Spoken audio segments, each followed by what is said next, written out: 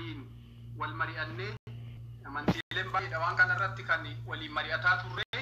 haali uummata keenyaa kun waan nu yaaddeesseef yeroo ammaa kanatti egaa rakkoo uummata keenyaa kana ibsuudhaaf uummata keenyaaf sagalee ta'uudhaaf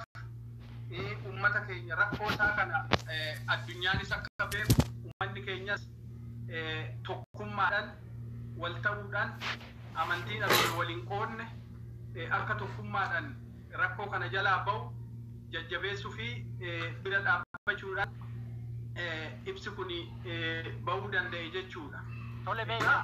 obbo Caalchisaa achumarratti isinittiin deebi'a mee gama luba kennasaatti darba luba kennasa ibsi keessan kun afaan Ingiliishiitiin bahee qabxiileen tokko tokko asirratti kaafamanii jiru. Maal kan jedhu irratti kan xiyyeeffatedha maali kan inni jedhu barbaadan afaan keenyatti yoo deebi'e. Baay'ee fayyadaa nagaan isiniif baay'atu akkasumas warra dhaggeeffataa jiran hundumaa fi nagaan isiniif baay'atu jechuun barbaada. Fayyaa ta'e gaaffii kanaafi qabxiileen nuti irratti hundoofne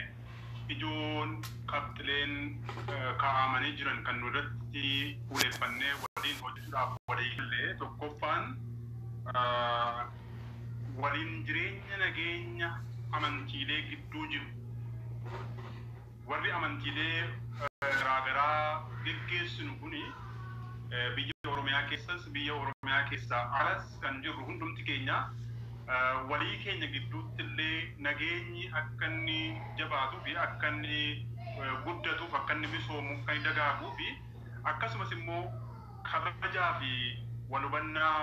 walii keenya gidduutti babal'isuuf kan jedhudha qabxiin jalqabaa. Qabxiin lammaffaa immoo walii mirga hundumti keenya kun amantiilee garaagaraa kana kan geggeessaa jirru hundumti keenya wal ta'uudhaan tokko ta'uudhaan wal kabajuudhaan walii wajjin taanee jal'inaa fi miidhama